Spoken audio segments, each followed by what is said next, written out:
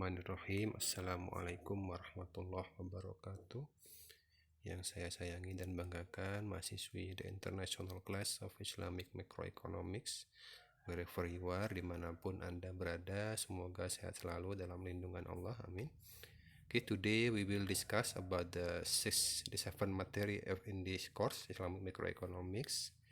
We will discuss about national income in Islamic Macroeconomics, atau bagaimana konteks pendapatan nasional dalam ekonomi makro Islam.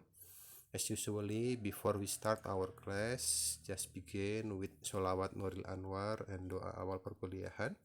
Wherever you are, dimanapun Anda berada, mari diikuti bersama. Allahumma sholli ala Muhammad.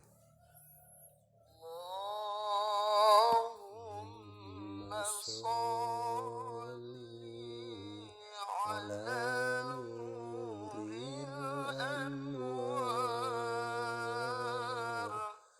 wasiril asrori wa tiryakil akhyar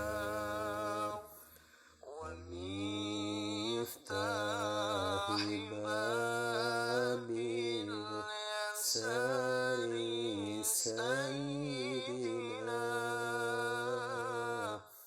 wa maulana Muhammadin Mukhtar wa alihi al-adhari wa ashabihi al-adhyar adada ni'amillahi wa ifdali adada ni'amillahi wa ifdali.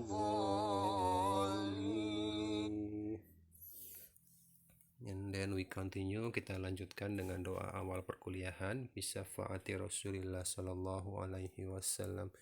Lahumul Fatihah. A'udzubillahi minasyaitonir rajim. Bismillahirrahmanirrahim. Alhamdulillahi rabbil alamin arrahmanir rahim maliki yaumiddin. Iyyaka na'budu wa iyyaka nasta'in ihdinas siratal mustaqim siratal ladzina an'amta 'alaihim ghairil maghdubi 'alaihim waladdallin amin. Allahumma sholli ala sayyidina Muhammad wa ala ali sayyidina Muhammad walhamdulillahi rabbil alamin. Allahumma akhrijna min zulumatil wahmi wa akrimna binuril fahmi waftah lana abwabal ilmi wa zayyinna bil akhlaqil hasani. Rabbi zidni ilman nafi'a wa rizqan wasi'a halalan thayyiban mubaraka waj'alna min ibadika sholihin birahmatika ya arhamar rahimin.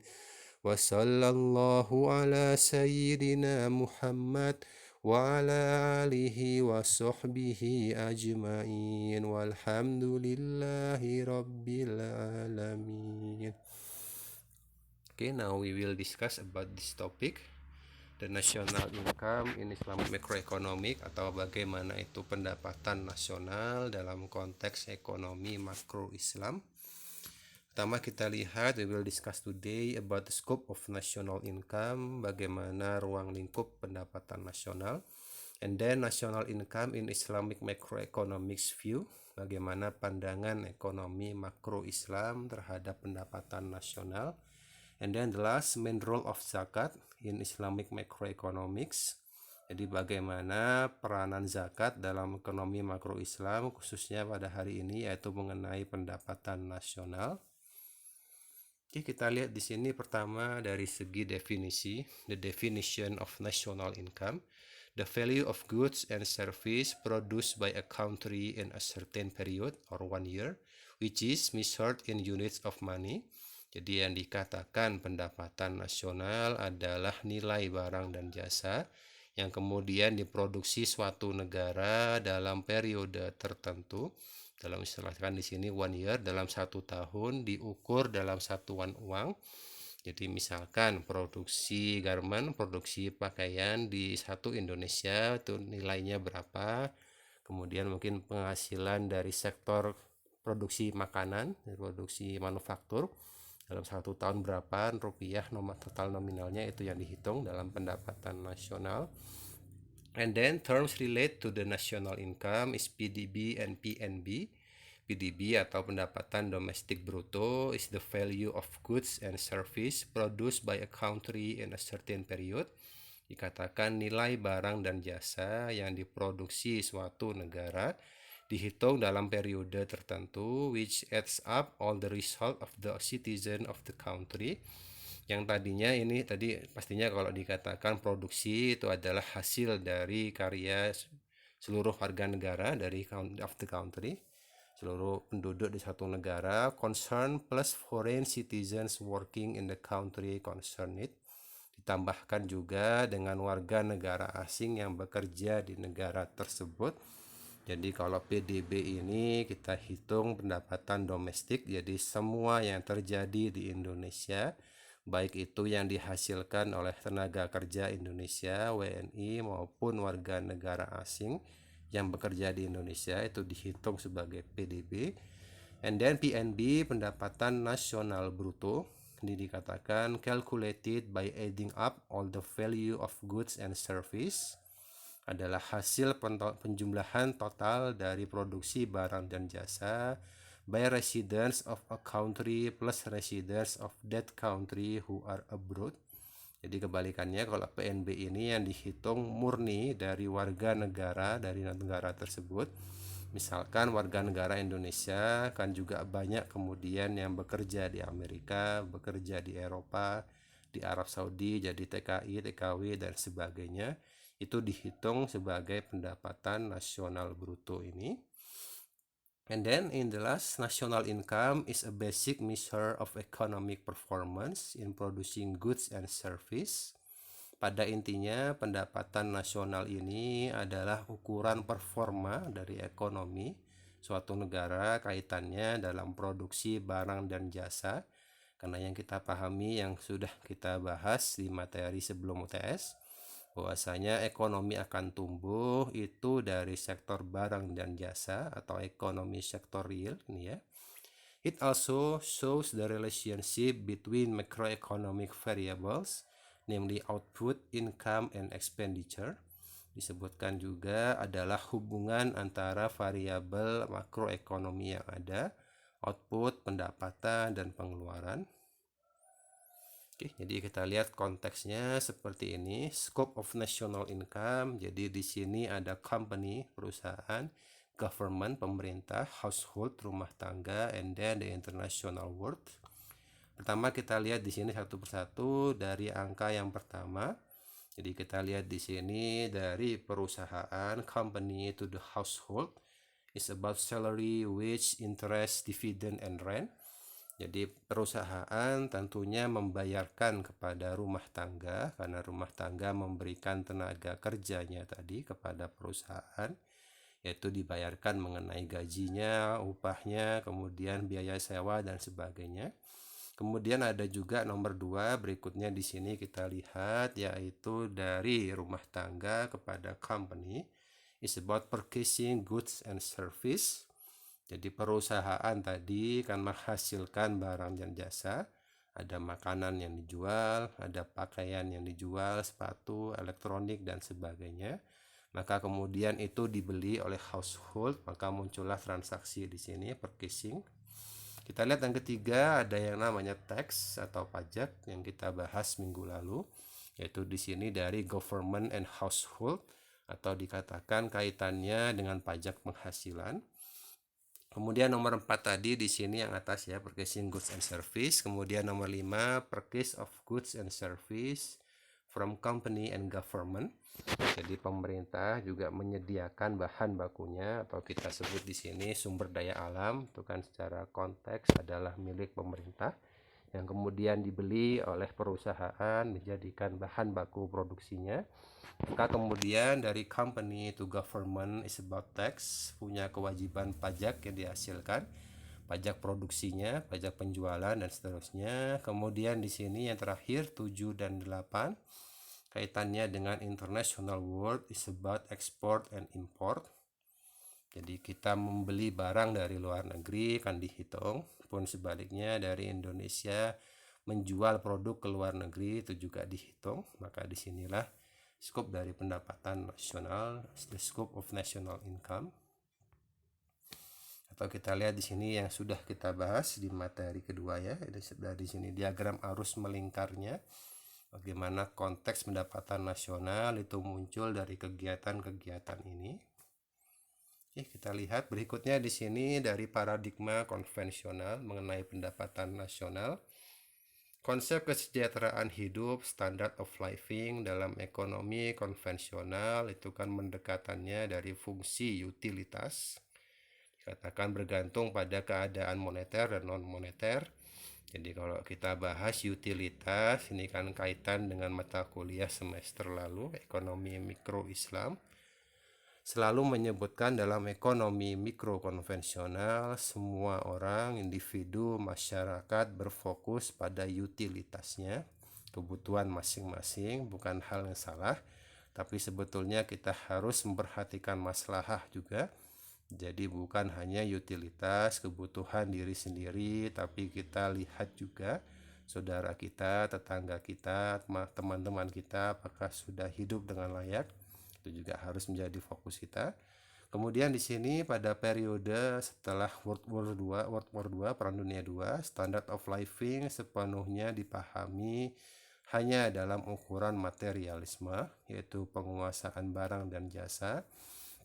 Maka inilah awal dari munculnya tadi konsep PDB, pendapatan domestik bruto, yang kemudian menjadi indikator kesejahteraan di hampir 80% negara di dunia itu pakai PDB ini. Jadi diukur jumlah barang dan jasa yang dihasilkan dalam waktu tertentu. Pada dasarnya kita lihat berikutnya, PDB per kapita itu gagal merefleksikan sejumlah hal penting dari kesejahteraan manusia. Jadi kita bahas setelah ini. Kelemahan ini membawa kita, para pelaku ekonomi, para pemikir ekonomi, pada pemahaman yang keliru dan cenderung overestimate mengenai kesejahteraan ekonomi yang sebenarnya, bahwa fokus pada PDB per kapita itu hanya membuat para pengambil kebijakan pemerintah terlalu bias pada pertumbuhan ekonomi sebagai tujuan kebijakan. Jadi ekonomi tumbuh itu bagus, sangat baik, tapi kemudian juga harus diperhatikan mengenai pemerataan ekonomi.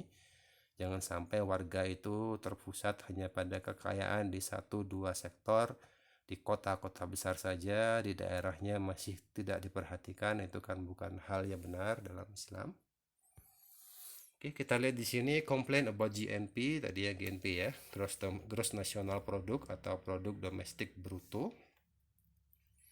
Kita lihat di sini the first one, only products that enter the market are counted, while products that are produced and consumed themselves are not covered in the GNP. Bahwasanya dalam PDB tadi itu hanya menilai produk yang masuk ke pasar, yang dihasilkan dan konsumsi saja. Padahal kan sebetulnya enggak juga seperti itu. Kadang kita juga bisa memproduksi barang dan jasa secara level kecil, level mikro.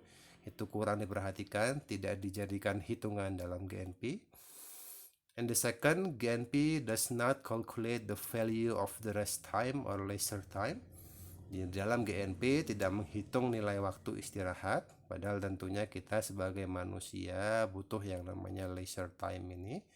Jadi dihitung istilahnya dalam GNP setiap hari adalah hari kerja, tidak dihitung ada hari libur dan sebagainya. And then the third, bad incidents seperti natural disaster, pandemic not counted dalam GNP. GNP, PDB tidak pernah menghitung akibat dari bencana alam atau pandemi yang kita lihat saat ini. Itu tidak pernah menjadi ukuran dalam GNP. And the fourth, pollution problem and externalities not counted in GNP. Hal yang sama juga masalah polusi alam, polusi udara, air, dan sebagainya, eksternalitas itu tidak pernah dihitung dalam PDB, GNP. Jadi dikatakan GNP-nya terasa tinggi secara angkanya, padahal kalau dilihat di lapangan pada konteks mikro masyarakat itu tidak demikian halnya, tidak tumbuh seperti yang dilihat pada angka GNP ini.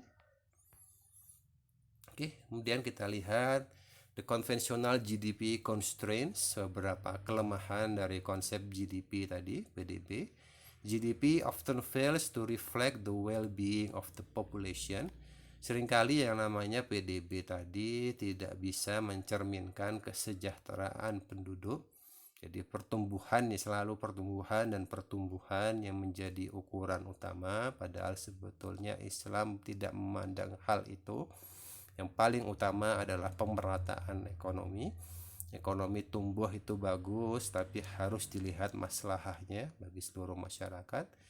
And then di sini often the goods and service that are very much needed by the population are not produced.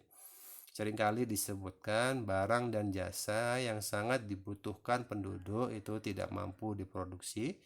Therefore, area with the high GDP per capita do not necessarily reflect that their population is living better than people in area with lower GDP per capita.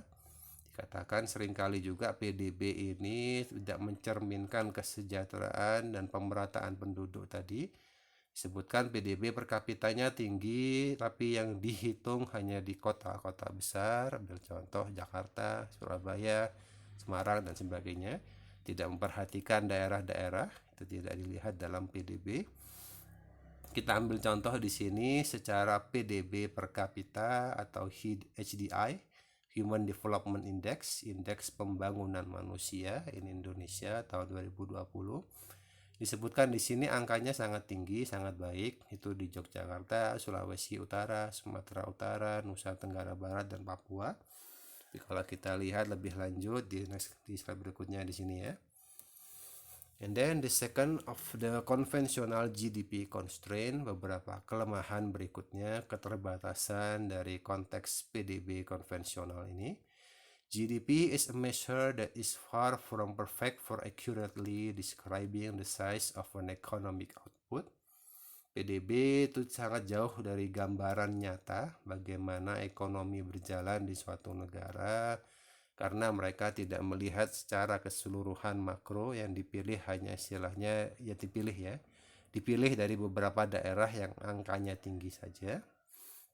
Conventional GDP does not take into account informal sector activities. PDB konvensional tidak pernah memperhitungkan aktivitas di sektor informal, jadi aktivitas perdagangan, perekonomian yang tumbuh dalam skala UMKM, usaha mikro kecil menengah, itu jarang atau bahkan tidak pernah diukur dalam konteks GDP. And then GDP fails to account for activities that are not traded in the market, such as household activities, charity, and voluntary activities. PDB juga tidak pernah menghitung kegiatan aktivitas yang dilakukan di skala mikro masyarakat, household activities, misalkan kegiatan amal, kegiatan voluntary, kegiatan jadi sukarelawan, dan sebagainya, itu tidak pernah menjadi angka hitungan GDP.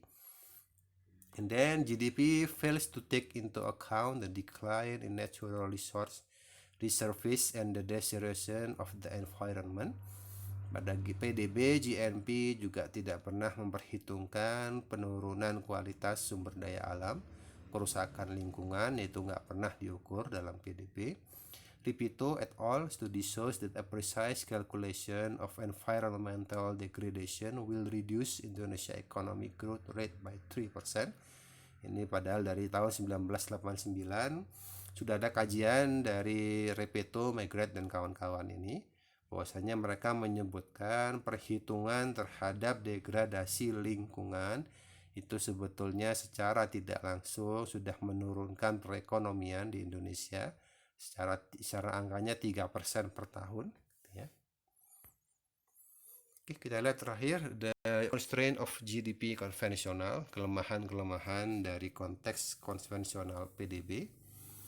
Pertama, GDP is unable to account for change in output quality. Selalu tidak mampu, PDB ini tidak mampu menghitung perubahan dalam kualitas output. As classic examples, computers where the quality of goods has improved dramatically while price have fallen sharply. Contohnya di sini adalah barang komputer. Kualitas barangnya sudah mengalami perbaikan secara dramatis, tapi harganya malah jatuh secara tajam. Jadi kita lihat yang namanya komputer itu kan perkembangannya sangat pesat dari 10-20 tahun terakhir. Dari awalnya komputer PC rumahan yang harus ada CPU-nya, harus pakai kabel yang banyak. Sekarang semuanya sudah berubah menjadi laptop, sudah bisa kita akses di HP juga beberapa aplikasinya. Namun secara harganya juga dikatakan stagnan. Kemudian di sini GDP does not tell us how goods and services are distributed among the population.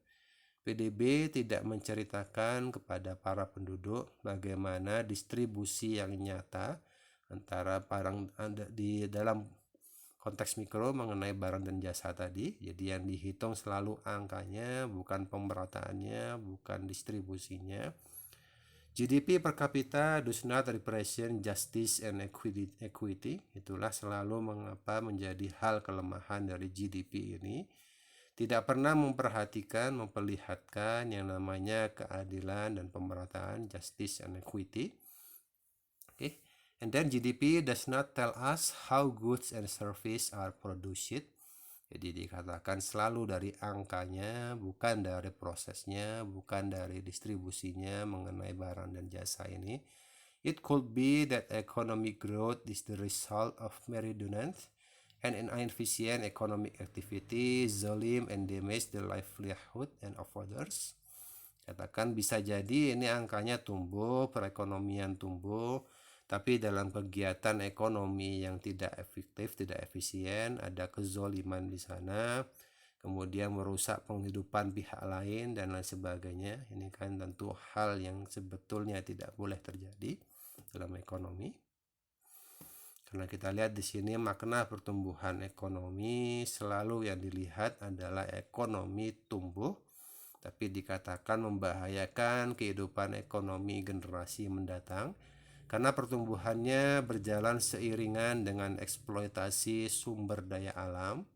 Karena kita paham sekali namanya sumber daya alam ini tumbuhnya kan tidak bisa cepat. Butuh waktu puluhan tahun, ratusan tahun untuk mengembalikan hutan, tambang, dan sebagainya. Maka kita bisa lihat kalau ini terus terjadi, maka akan sangat berbahaya bagi generasi mendatang. Oke, kita lihat juga pertumbuhan dalam eksploitasi sumber daya alam. Otomatis di sini akan merefleksikan kenaikan permintaan akibat pertumbuhan penduduk, kemudian pertumbuhan output per kapita, pertumbuhan konsumsi per kapita.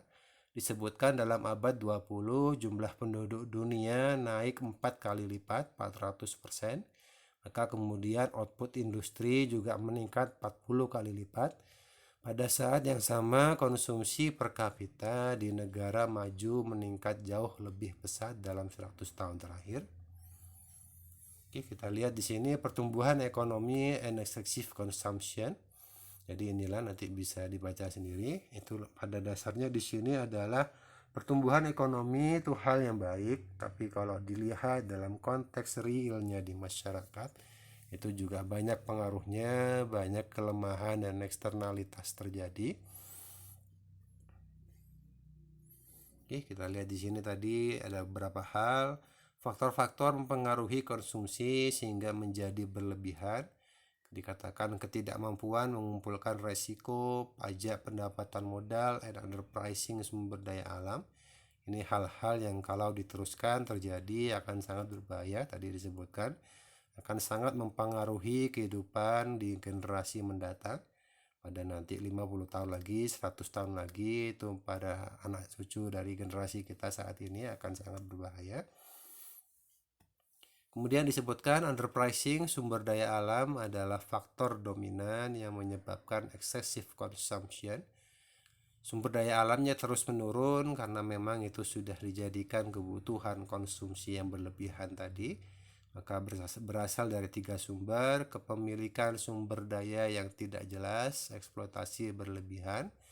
Disebutkan contoh Indonesia, deforestasi mencapai 2 juta hektar per tahun. 2 juta hektar hutan per tahun menghilang di Indonesia. Dan indikasi overfishing mencapai 60%. Jadi overfishing ini kita lihat aktivitas di laut, menangkap ikannya pakai pukat harimau, pakai bom, maka kemudian terumbu karang rusak, maka kemudian ikan-ikan yang kecil pun keangkut. Ini kan akan menjadi hal yang gawat. Bisa jadi nanti 50 tahun lagi, 100 tahun lagi sudah nggak ada ikan di laut. Kemudian kegagalan internalisasi eksternalitas berkaitan dengan sumber daya alam, kerusakan alam, penggunaan energi fosil berlebihan, hilangnya keragaman ekosistem dan sebagainya. Kemudian subsidi pemerintah juga menjadi problem di sini, misalkan subsidi BBM, listrik dan air, kan tentunya di sini membutuhkan nominal yang besar, maka pemasukannya juga perlu dari sumber yang banyak, ya. Kemudian isu-isu fundamental mengenai national income dalam konteks ekonomi makro Islam. Di sini disebutkan perhitungan PDB dalam ekonomi Islam semestinya memasukkan parameter yang sesuai dengan doktrin Islam, bahwasanya tujuan utamanya adalah al-falah, kesejahteraan, keadilan, kebebasan di dunia dan akhirat. Juga semestinya PDB konteks national income dalam makro Islam juga menghitung sektor-sektor voluntary, zakat, infak, sodakoh, dan wakaf. Ini kan punya potensi besar dalam ekonomi sebetulnya kalau dipergunakan dengan tepat. Kemudian diperhitungkan sektor-sektor informal dan subsisten yang berjalan di masyarakat dalam tatanan mikro. Dimungkinkannya penggunaan variabel kebijakan Islami. Ambil contoh di sini rate of profit share and investment, dihitung rate return, kemudian dihitung bagi hasil pada skala investasi. Rasio zakat juga perlu dihitung, pemenuhan kebutuhan dasar, agama, keamanan, makanan, perumahan, kesehatan, dan pendidikan. Maka dalam konteks ekonomi Islam, makro Islam, perhitungan PDB harus menyediakan ukuran yang tepat, yaitu bukan hanya tumbuh tapi juga merata sesuai dengan nilai-nilai Islami. Oke, kita lihat di sini pendapatan nasional dalam perspektif Islam. Pada dasarnya di sini pendekatan GDP dan GNP yang kita lihat tadi itu kan hanya besar dalam segi angka, bukan dalam segi sektor real yang nyata. Maka kemudian ukuran ini tidak menjadi tepat pada semua negara. Saat GNP naik, maka asumsinya rakyat secara materi bertambah baik posisinya, tapi itu tidak terjadi. Maka kita lihat beberapa keberatan, kelemahan dalam pengukuran menggunakan GDP tadi. Tidak menghitungkan bencana alam, tidak menghitung polusi dan kerusakan lingkungan dan sebagainya. Oke, sedangkan kalau kita lihat mengenai pendapatan nasional dalam konteks ekonomi makro Islam, yang harus menjadi hal pokok adalah pemenuhan dari maqasidul syariah.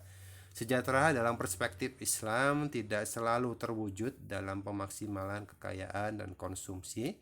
Kesejahteraan sejati adalah keseimbangan antara aspek material dan spiritual.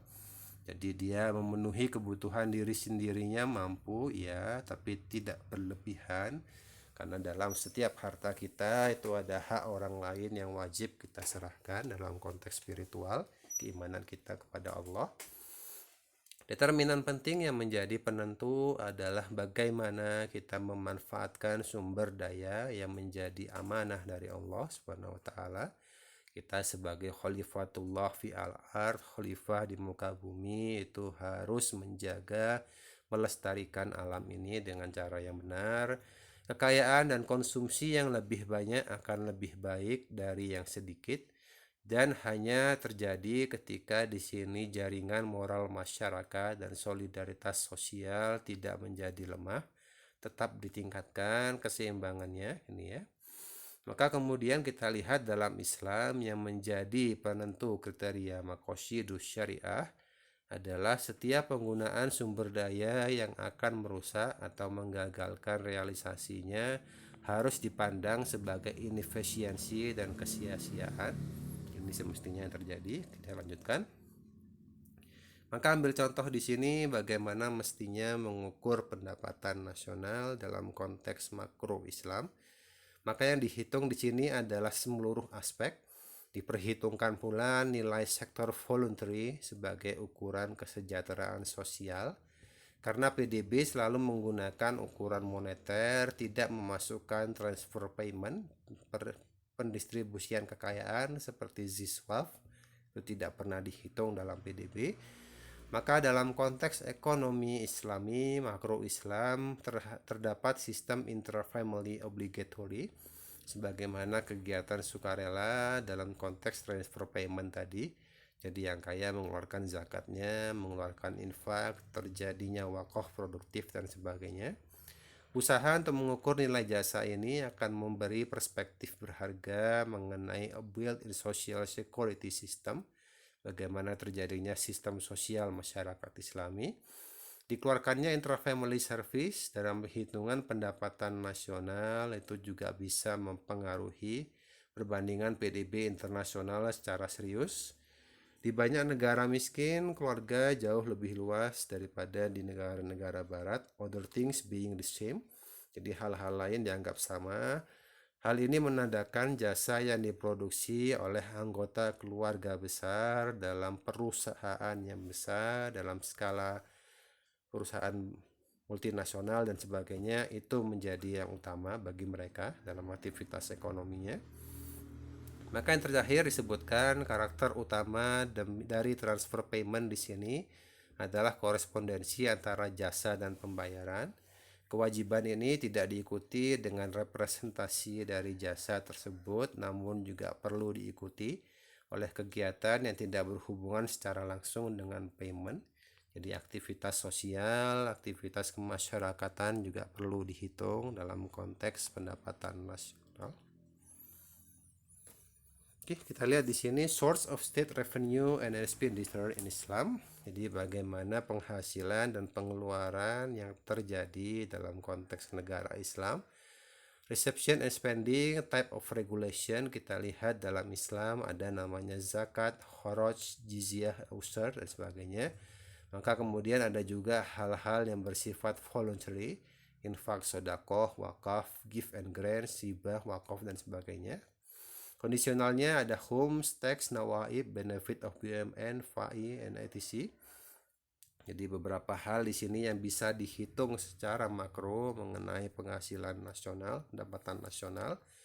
Maka kemudian secara spendingnya juga sama, diukur secara total, baik itu dari basic needs, kebutuhan masyarakat, social welfare, kesejahteraan sosial, education and research, pendidikan, penelitian, infrastructure, public facility, kebutuhan publik, administrasi publik, security defense, kebutuhan akan militer seperti tentara, TNI dan Polri, and then religious activity juga mesti dihitung dalam konteks ekonomi makro Islam ini.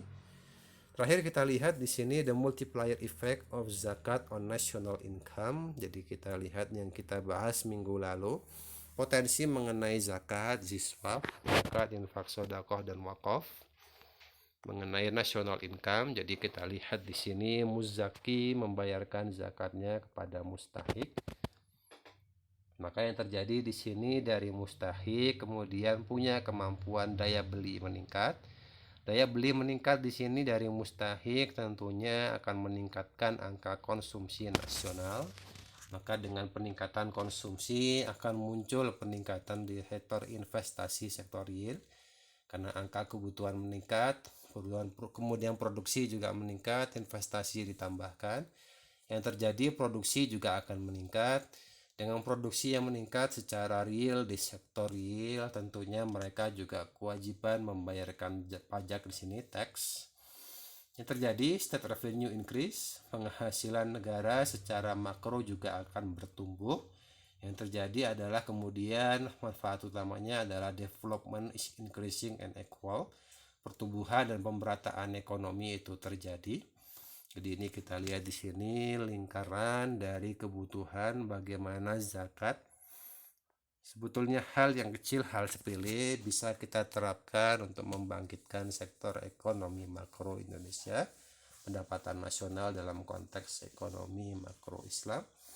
Okay, that will we discuss in source today. Thanks for the watching. Kita sambung dengan diskusi di grup WhatsApp. Saya akhiri wallahul muwafiq ala aqwamit thoriq. Wassalamualaikum warahmatullahi wabarakatuh.